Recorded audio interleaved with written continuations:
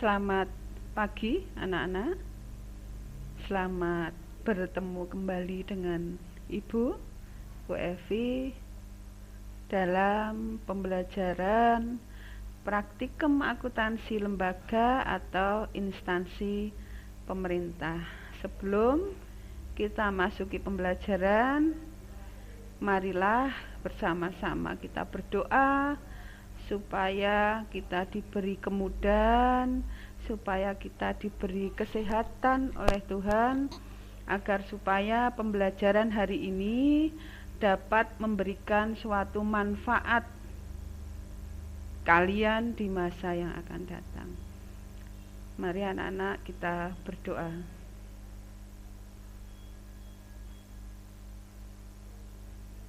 Selesai. Baik, kita masuki ke pembelajaran ya. Itu di sini sudah Ibu tampilkan mengenai kompetensi dasar yang akan kita pelajari dalam praktikum akuntansi lembaga. Ini KD-nya, kompetensi dasarnya bisa kalian lihat. Akuntansi yang pertama, akuntansi aset lancar satuan kerja, di mana nanti yang akan kita bahas mengenai tiga pembahasan, kas, piutang, dan persediaan. Yang kedua, akuntansi aset tetap dan investasi. Tujuan pembelajaran yang Ibu berikan hari ini tentang praktikum akuntansi lembaga bisa kalian lihat di sini. Apa tujuannya? Kalian mendapatkan pembelajaran hari ini. Satu, kalian bisa menjelaskan klasifikasi kas dan setara kas. Yang berikutnya, yang kedua, menjelaskan pengukuran dan pengakuan kas dan setara kas. Kemudian yang ketiga, menjelaskan akuntansi kas dan setara kas. Yang terakhir, kalian setelah bisa menjelaskan, bisa mengidentifikasikan akuntansi saldo kas. Itu tujuan pembelajaran kita hari ini. Kemudian kita akan memasuki yang pertama yang akan kita bahas mengenai akuntansi kas satuan kerja, yaitu klasifikasi kas dan setara kas. Ini ya yang bisa kalian lihat di slide yang Ibu tampilkan. Berdasarkan pernyataan standar akuntansi pemerintahan, karena yang kita pelajari adalah lembaga pemerintah, itu berarti berdasarkan PSAP atau disingkat pernyataan standar akuntansi pemerintah nomor 1 tentang penyajian laporan keuangan. Itu ya. Terus berikutnya lagi, kas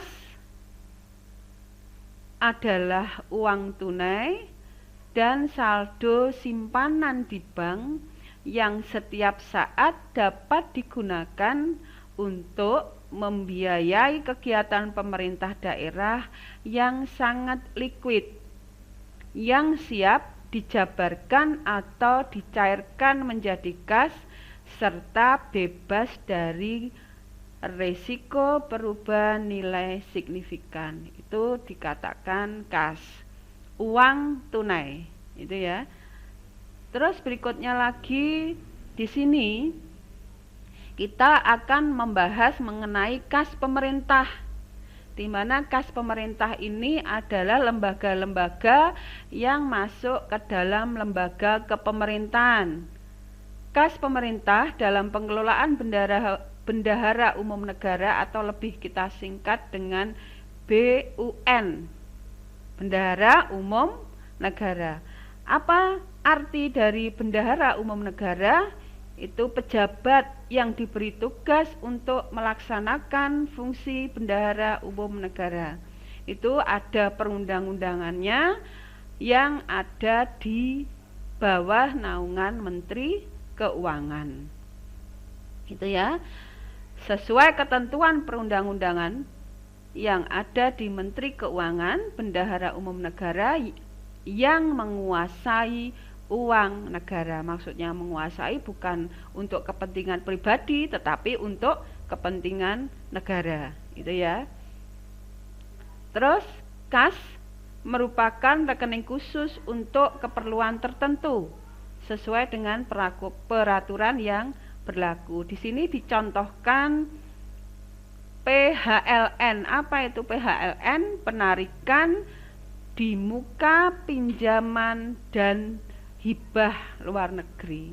Itu bisa memasuki yang disebut sebagai rekening khusus, karena dana hibah itu adalah dana yang diberikan saja tanpa proses suatu lain-lain, istilahnya seperti itu.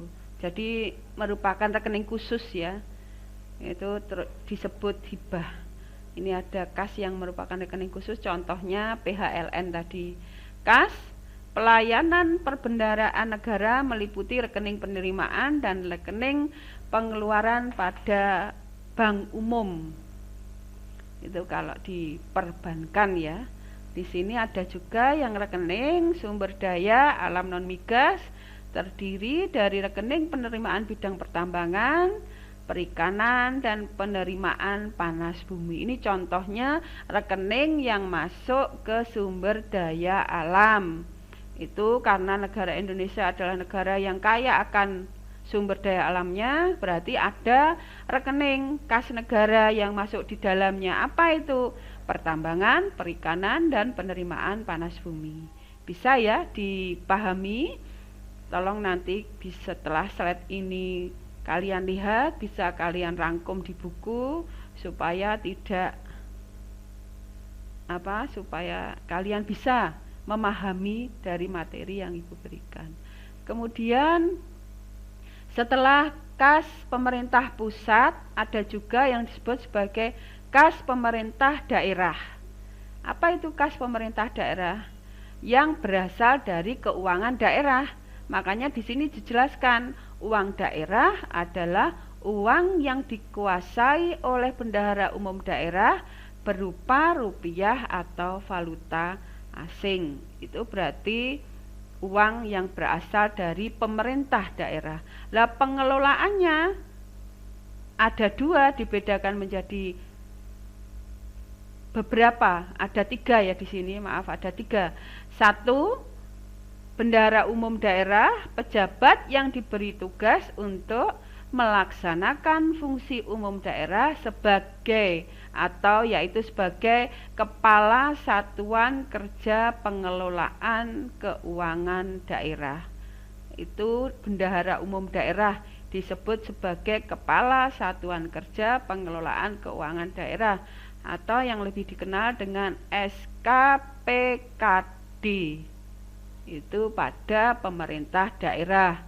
Ada bendahara penerimaan, ada juga bendahara pengeluaran. Jadi dalam pemerintah daerah ketiga orang ini tadi yang disebut bendahara umum, penerimaan maupun pengeluaran, yang ketiga-tiganya ditunjuk melalui perundang-undangan daerah yang sudah diterapkan atau sudah ditentukan.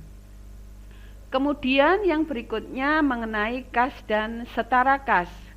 Kas dan setara kas pada pemerintah daerah apa saja yang mencakup, yang dikuasai dan dikelola di bawah tanggung jawab bendahara umum daerah dan bendahara pengeluaran, itu yang masuk kepada pemerintah daerah, di mana kas dan setara kas terdiri dari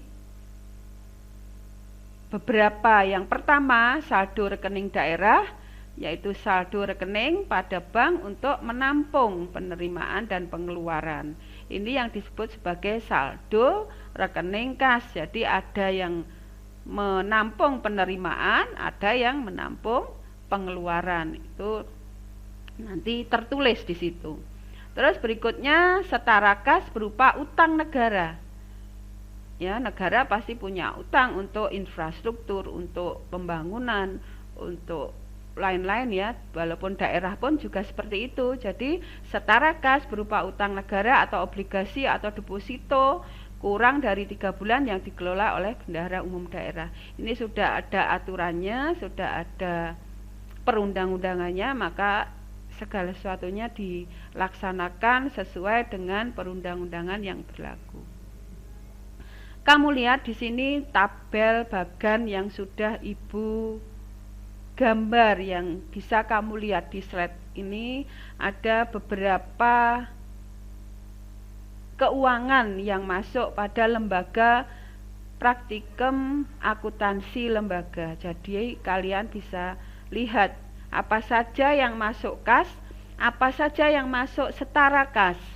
Jadi di sini kas itu di daerah, yang meliputi kas di kas daerah itu apa saja. Kas di sekolah itu masuk ke pemerintah daerah, potongan pajak itu masuk ke pemerintah daerah, kas transitoris itu pun juga akan masuk kepada kas pemerintah daerah. Itu disesuaikan, diklasifikasikan, digolongkan. Kalau masuk kas daerah berarti dia harus dimasukkan dalam pembukuan kas daerah. Kemudian apa saja yang masuk di dalam bendahara penerimaan? Di situ dituliskan pada pendapatan yang belum disetor, uang titipan itu masuk kepada bendahara penerimaan. Kalau yang bendahara pengeluaran itu sisa pengisian kas. Sisa pengisian kas itu ada beberapa bagian dari urusan beberapa personel yang ada di lembaga tersebut. Misalnya di situ dijabarkan sisa pengisian kas UP, sisa pengisian kas GU, sisa pengisian TU, pajak SKPD yang belum disetor itu masuk kepada kas bendahara pengeluaran. Terus ada juga di sini BLUD itu juga masuk kas tunai, kas bank, kas yang belum disetor, uang muka pasien atau uang titipan.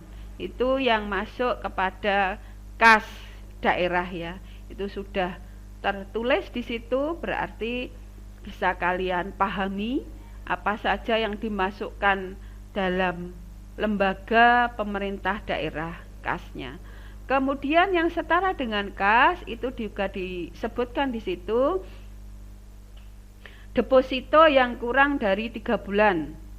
Deposito yang kurang dari 3 bulan, surat utang negara atau obligasi juga yang kurang dari 3 bulan. Itu masuk mengacu kepada yang disebut surat utang negara atau obligasi kurang dari 3 bulan. Ini anak-anakku sekilas mengenai kas dan setara kas. Jadi bisa kalian lihat di sini, bisa kalian pahami mana saja yang masuk kepada kas pemerintah pusat, kas pemerintah daerah, setara kas, lembaga kepemerintahan negara, lembaga kepemerintahan daerah. Ini yang bisa Ibu sampaikan pembelajaran materi hari ini. Semoga yang Ibu sampaikan ilmu ini bermanfaat bagi kalian semua. Walaupun sekarang kita tidak bisa bertatap muka karena suatu kondisi yang masih pandemi, saya berharap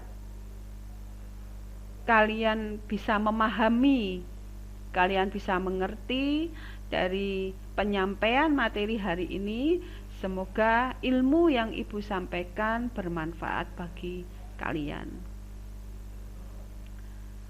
Sebelum saya akhiri pembelajaran hari ini, Ibu selalu berdoa semoga kalian dapat lindungan dari Tuhan, diberikan suatu kesehatan, diberikan suatu kemudahan, dan mari kita berdoa bersama-sama semoga pandemi yang dialami oleh negara kita segera berlalu dan kita bisa bertemu secara tatap muka.